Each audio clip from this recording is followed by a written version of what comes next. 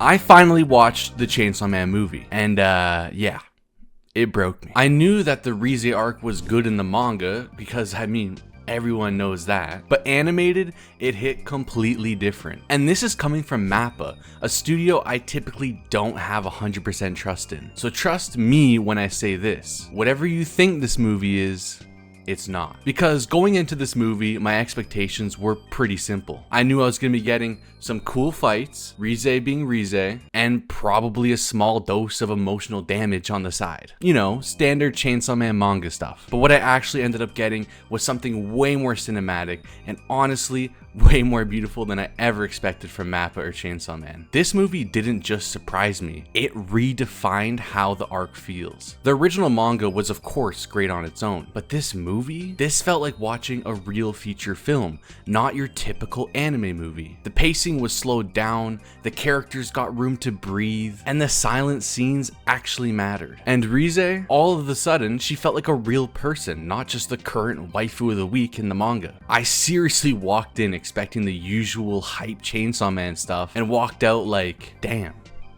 that was beautiful. What I was expecting to be a typical anime movie somehow ended up being placed among my highest rated regular movies. Maybe what really caught me off guard was just the tone of the movie. Chainsaw Man, and especially current Chainsaw Man, is really hard to understand at times. It's messy, it's unpredictable, and you never know if someone's about to get jumped. But this movie, it had a completely different energy, especially in the first half. It was quiet and awkward. Its pacing slowed down to something more like a teen romance than a shonen action film. It really gave us the time to fall in love with those characters. MAPPA nailed the atmosphere perfectly. It doesn't feel like Chainsaw Man is just trying to shock you into enjoying it, rather it feels like it's trying to connect with you. It was emotional first and chaotic second. It does eventually flip back to its regular form in the second half of the movie, but the contrast was done so well that the arc hits 10 times harder in animation. But honestly,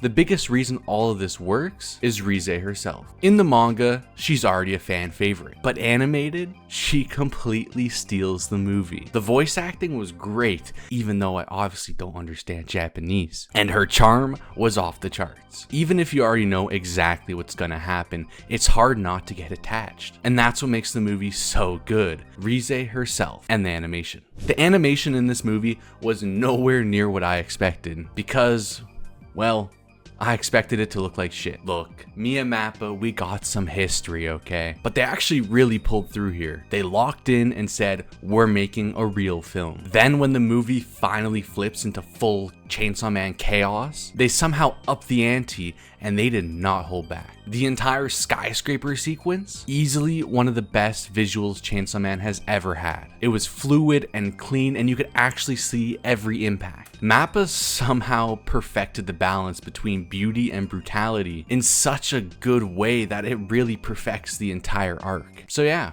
MAPPA actually cooked. But great animation means nothing without great characters. Now obviously we already talked about Reze, so let's skip past her. Because everyone else in this movie, they were actually kind of fire too. Beam, pure wingman energy. I initially went from cringing to laughing to genuinely kind of enjoying the dude. Beam is definitely the type of guy to help you get away with murder. And Denji, well, Denji was Denji. Pure gooner. 1 to 2 brain cells throughout the whole film. But honestly, you just kind of want the guy to be happy for once. And what about Makima? She barely shows up, but even in the scenes she does, she still makes an impact. And then we got Aki and Angel having a buddy cop mini subplot going on. It was weirdly wholesome. So yeah, the whole cast, great adaptations across the board. MAPPA genuinely nailed them. So you know what?